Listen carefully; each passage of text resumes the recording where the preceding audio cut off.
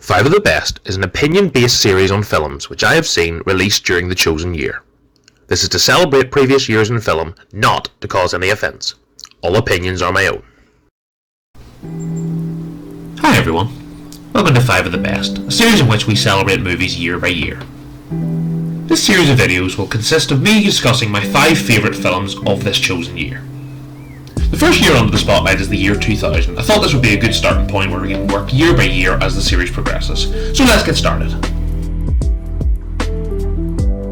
Before we get into the top 5, here are a few honourable mentions from this year. Erin Brockovich and Memento. Now, let's get on to the list and start with number 5. Remember the Titans, directed by Boris Yakin and stars Denzel Washington in the main role, and is based on the incredible true story of Herman Boone, an American football coach based in Alexandria, Virginia in 1971. And before I talk about Remember the Titans, I should certainly have a bit of a chat about Denzel Washington, and I can imagine he will certainly appear on 5 of the Best a lot of times, and this is his first appearance in the first film, so he's here to stay, let's say, because Denzel Washington is one of the truly great actors of our generation, and this is one of his, I wouldn't say one of his best roles because he has that many, but Remember the Titans is certainly shows off everything Denzel Washington can offer in his cast, especially when he's in the lead role. And while the supporting cast in Remember the Titans is very strong and really they give a great performance throughout as well, and really work, and there's a great dynamic between Denzel and those characters, and Denzel playing Herman Boone in this, it really is the other film I would compare this to is Coach Carter, and while I do feel that Remember the Titans is slightly inferior to Coach Carter, I would certainly say that Denzel Washington's performance is on par with Samuel L. Jackson's as Coach Carter, which is very high praise because that's a brilliant film. And while I would acknowledge that Remember the Titans maybe isn't everybody's cup of tea, I would say that as a film, it's quite an inspirational film. There's a lot of crowd-pleasing moments throughout, but there's also a lot of social commentary throughout the film, which certainly in the early 90s wasn't as commonplace as there would be now. So that was brave, certainly on the filmmaker's parts, to take on a story like this, and quite a powerful, true story. So that certainly was quite unique to an extent at the time. And I would acknowledge that while Remember the Titans certainly is a great film, and I do certainly enjoy it a lot, I don't think it breaks into maybe the top 10 of sports films ever made, but it's certainly in that kind of top bracket, and it was also voted one of the best American football films ever made in a poll around the time of its release, so it certainly holds its place in history. Number 4. Castaway is directed by Robert Zemeckis and stars Tom Hanks in one of his most iconic roles, Chuck Nolan, the FedEx executive whose plane goes down and he becomes stranded on a desert island. And while the argument can certainly be made that Tom Hanks has been in better films and been in better roles over his career, this is certainly one of his most iconic, with him basically having to act the film by himself for 2/3 of it, with the nature of the situation he's put in. I mean, you could certainly say there's a supporting cast role for Wilson the volleyball, but Tom Hanks certainly shines here as he always does, but this is certainly one of his better films, and when you go through the list at the end of his career of all the things he's been in, this will certainly hold its place. And with this film also receiving 2 nominations for Oscars, including a Best Actor for Tom Hanks, it certainly seems that the Academy also appreciated this film for what it was at the time. And while there is quite a large, or maybe a subgenre of survival films, in quotation marks, that would be, a character or a set of characters put in a situation that's basically unwinnable. I know a lot of things like you've got The Hunger Games, or you've got Maze Runner, or you've got all these Predators is a really niche example of characters being dropped in a scenario and listen, there's no chance of them getting out, and that's certainly how it feels here for Tom Hanks in Castaway, or Chuck Nolan, I should say, in Castaway. But the nature of the character, the dynamic of the personality it gives Wilson the volleyball, it really brings home the human aspect of, and you can really place yourself in this situation, even though I would say nearly 100% of people have not been in this situation. There certainly is a relatable nature even at the end of his tether that he inevitably gets to. So it certainly is one of the best examples of a survivor film. And it certainly, as I've mentioned already, it certainly is one of my personal favourite Tom Hanks performances. But I do have a bone to pick with the MTV Movie Awards that took place in 2001. They nominated Tom Hanks and Wilson for the Best On-Screen Duo, but they did not win. And they deserve to. And you might say, well, you know, only one of them is a real person, the other one's a volleyball. Listen! That volleyball. Go and see Castaway, and you tell me that Wilson is not a real person. Let's move on. Number 3. Snatch is written and directed by Guy Ritchie and stars Jason Statham, Brad Pitt, Stephen Graham, Vinnie Jones, Benicio del Toro, and a host of other big name actors that went on to a lot after this film. And it's probably, in my eyes, Guy Ritchie's strongest film to date. There's been some other films from him that I have really enjoyed. Things like Lock, Stock and Two Smoking Barrels, Rock and Rolla, and more recently The Gentleman I really did enjoy. But I still think Snatch stands above them all as Guy Ritchie's best film. And the reason I think this film is so great is because it just does not stop. From the minute go to the minute it ends, it is a non-stop thrill ride. It sounds like something you would see on the poster for it, but yes, it's a constantly engaging film. And I think the strongest thing in all of Guy Ritchie's films, even in the lesser ones to the best ones like this, the dialogue is his strongest trait. A tiny bit like how Tarantino's is in his film. It's the dialogue that really bumps it up a gear. Guy Ritchie's is pure dialogue. The stories themselves aren't on paper as strong as other epic tales or things like that, but the characters in them, the dialogue between each other is second to none in some scenes. It really is a shining example of character writing, and Guy Ritchie does that better than most, I have to say. And it's because of this I would usually mention, a certain character's performance or a certain actor or actress's performance in a film. It's hard to pick one in this. A lot of great performances. Jason Statham is great, Brad Pitt is great, Vinnie Jones is great. Some in the smaller roles or the bigger roles, everybody's doing a great job here. I can't say there was any act performances that were subpar in this film. Combine this with some quirky and unique camera work, along with a memorable soundtrack, and you've got a damn good film experience. Number 2. Gladiator is directed by Ridley Scott and stars Russell Crowe and Joaquin Phoenix. And you're probably saying, no, it should be number 1! It was very close. It was very close. Gladiator is such a good film. It is definitely, there is absolutely no disputing, this is Russell Crowe's greatest ever performance. And it's also one of Joaquin Phoenix's greatest. He's had certainly something more recently you might have known that maybe tips it for him, but certainly this is Russell Crowe at his absolute best, and the Academy acknowledged that. He won a Best Oscar for it. This film won 5 Oscars in total, and it very much deserves it. It is... Right. So the list is my top 5, and the film at number 1 I love more, but I would admit that Gladiator is definitely the film of the year 2000. I enjoyed number 1 more, and we'll get there when we get there, but Gladiator is so epic? Is that probably the right word? It is so many epic moments, iconic scenes. I mean, you know Gladiator. Gladiator is such an awesome film. It's definitely the most critically acclaimed film of 2000. I say the Oscars, but I mean, it won everything. It was probably the only film that really mopped up this year at the Oscars in the year 2000. So it certainly has that. And also I should definitely mention Ridley Scott. Ridley Scott is defined now as certainly one of the directors of this generation and maybe even the past generation. They're one of the true greats in the directing side of things. And this is definitely, if you're looking at his kind of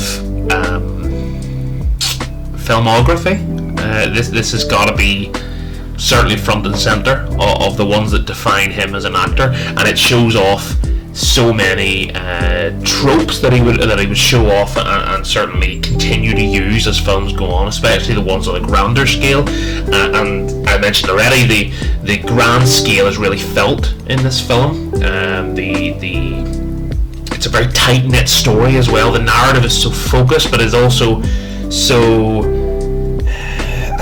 It's a strange one because the narrative is so focused, but also it expands as well. It expands into other characters that you didn't really feel, whether it's anger or it's kind of compassion towards other characters. That's not just Maximus or Russell Crowe's character. It certainly has a lot more to it, and it's a lot more depth in this film than just an action story. An action story you would think is action film with guns or with it certainly has the action element here and the kind of combat and the violence side of it, but there's also a really good story here being told, and it's so well done. It's so well acted, as I mentioned, and Gladiator is so good. It's most people's best film of 2000, but it's not mine because mine is number 1. American Psycho is directed by Mary Harron and stars Christian Bale in the lead role as Patrick Bateman, one of his most iconic characters of all time, and is based on the novel by Bret Easton Ellis. Now, American Psycho really is one of those cult films, and it certainly has received a kind of a re-emergence in pop culture in recent years, certainly with memes or clips resurfacing, and there's so many iconic moments from the film. If you haven't seen the film, you have probably seen a good lot of it through different memes, clips, scenes, parodies. It really has its place in movie culture, and Christian Bale as Patrick Bateman is one of the truly over-the-top but fantastic performances as a lead role. It really is. I know he's had some other roles maybe prior to this, but the argument could certainly be made that his presence in this film is the reason that he has so many of the roles that we know him for today. The charisma, it's one thing to act with charisma, but for Christian Bale as Patrick Bateman in this film, it's so natural. There's something.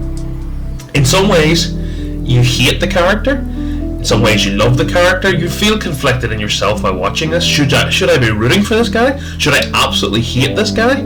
It is one of those films that has you don't know where you stand morally after the film, and I suppose that's probably the real unique quality that American Psycho has over a lot of films.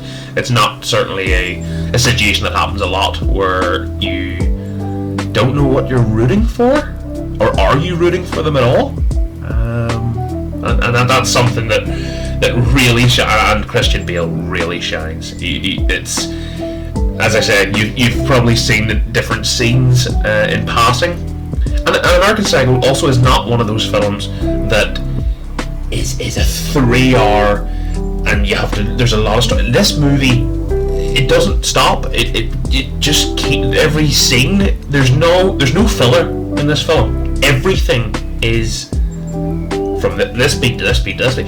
There's never a point where you go, right, this is a bit of a downtime to bring in some, drama to the story. There is not that. It is just, this scene's amazing, this scene's amazing, this scene's amazing, and it just keeps going on and on and on and on until the film's over, and then you go, oh my god, that was only 1 hour 41 minutes. Jeez, I wanted more of that, and that does leave you feeling that. But let's not talk about the sequel. Let's scrap that.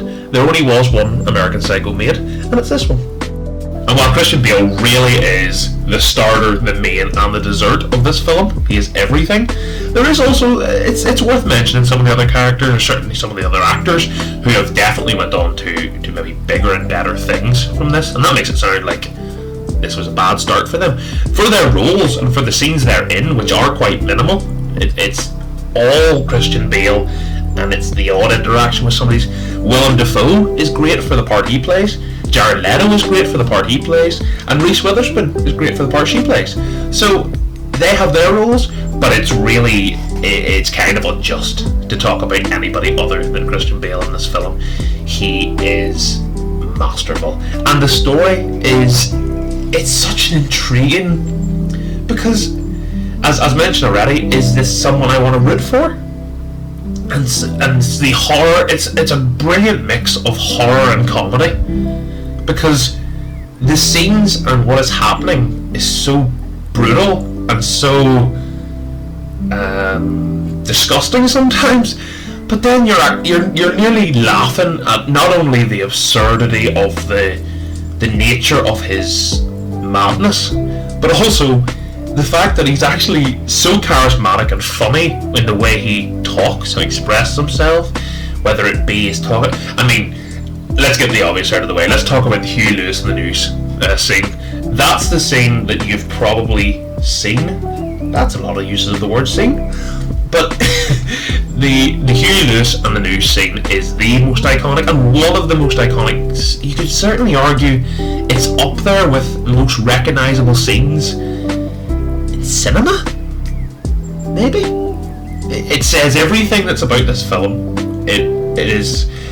If you're kind of undecided after listening to me wax lyrical about this film, go and watch that scene, and then you can decide if that's something that's for you or that's not for you. And I can't imagine that American Psycho might be a bit of a Marmite film, and I am obviously on the side of absolutely love it. And while 2000 has had some good films, as we've just mentioned there, American Psycho is, for me, the only true great film that came out in the year 2000. And while the four that we've mentioned already are very strong and certainly do hold their place, they don't even hold a candle to American Psycho for me. I love this film. I watched it again recently when I was starting this list, and I thought, maybe Gladiator maybe it overtakes it. And a lot of people, I can imagine, would say, oh, Gladiator's a better film. And certainly the argument could be made there as a film. But for me personally, and with this being my list, American Psycho is top of the bill. There's no doubt. And the cult following that American Psycho has now in movie culture or even internet culture, I suppose. It really, I'm so glad to see it getting the recognition it deserves, because it really is a truly is it fair to say it's underrated? I don't know. In some ways I feel that not enough people talk about this film as a film. They talk about it as a meme, or they talk about it as, a few scenes, or Christian Bale and the overwhelming or over dramatic performance from him in like all scenes. Yeah, but I wonder how much people actually talk about the film, because the film is truly great, and it's horrific actions in a comedic fashion. I heard someone say that, and that's exactly what it is. It's I just please indulge me. If you've got less than 2 hours free, give American Psycho a go. Or if you're still a bit undecided, watch that Huey Lewis in the News scene from American Psycho. That's all you need to type in, and then decide if it's something you would love to give a go. And that is the highest praise I can give American Psycho, and it's the top of my list, and it's the best film of the year 2000. So that's my list. I have to say, when I started this list and I was starting with the year 2000, I was thinking, is the year 2000 going to be good? And then I looked through the list, which is actually in the description from IMDB of the films that were released in 2000. And it's not the strongest movie year, I have to say. Certainly some standouts, which we've discussed in length there. Some very memorable films, and certainly ones that stand the test of time. Certainly in American Psycho, certainly in Gladiator. Probably more Gladiator than American Psycho. American Psycho is just more my preference. And and it certainly holds its place in movie history, certainly as the year 2000. But I would imagine, and I would hope, that there will be stronger years to come. A good indicator of this will be the honourable mentions. If there's a lot of honourable mentions, that shows how strong the movie year is. There wasn't a whole lot of contenders to break into the top 5. It was kind of give and go with Erin Brockovich and Remember the Titans. Remember the Titans just edged it, but there's maybe if I was feeling a certain way on a different day, I might have decided to fire Erin Brockovich in instead of Remember the Titans. It was that close, certainly at the number 5, and it really wasn't the strongest year. It certainly was when we got to kind of 4, 3, 2 and 1. That was when it was kind of really 4 amazing films that came out this year, and that was about it. I mean, Remember the Titans is good, and I've discussed as what we said, but it certainly isn't. I imagine and I hope that as we get into, there'll be certainly far stronger number 5s on the list, and that will come as we go. I really hope you've enjoyed 5 of the Best. It's something that I thought would be something different to Initial Thoughts. Initial Thoughts is a series that it's just as and when, so it's always going to be new releases. There's never going to be a chance for me in Initial Thoughts to have an opportunity to talk about older films, or these big films that stand the test of time. So this is certainly something I thought would be something different for the channel, a new monthly series that we can work through and just discuss a lot of films, and maybe films you forgot about, maybe films I forgot about. There's a few films in here, certainly something like even Castaway. I rewatched that for doing this list, and that's a film that, even though it's so iconic, it's weird, I forgot so much of the film, and when I went in and watched it again, it was really good, and it's certainly something that will be enjoyable for me to do. And I hope and pray that if you have enjoyed the video, and there is parts of there's films that you had no clue even existed, or you were kind of iffy, hopefully my discussion on it has maybe swayed you to give some films a go, because it's all positive, all positivity here. There's no negatives, there's no bad reviews. It's all going to be positive about this year and stuff that I loved from this year. There's not going to be any negatives. So that's 5 of the Best. I really hope you've enjoyed it. This will be a monthly running series. We'll be going in chronological order. It'll be year 2000. I bet you can. Let's see if you can guess what's going to be the next year after the year 2000. I'll let you think. If you said 2005, you'd be wrong, because it's 2001. That comes after it. That was aggressive. I'm sorry. This is such waffle. Anyway, really hope you've enjoyed the video. If you have, and you want to see more of that, and more of this, and more on the channel, along with Initial Thoughts and whatever else tends to happen, a subscribe would be oh so beautiful. We're here for the long haul, everyone. We'll have this series ongoing. We'll have Initial Thoughts ongoing. I'll be here, don't you worry. If you want some movie chatter, a bit of a natter, I'm here. And yeah, that's all I have to say. Big love to you for taking the time out of your day to listen to me, and I will hopefully see you in the next one. Bye guys. Thanks for taking the time to watch this video. Before you go, here are some of my other videos. For updates and information on upcoming videos, the best place to find this is my Twitter. Much love, everyone.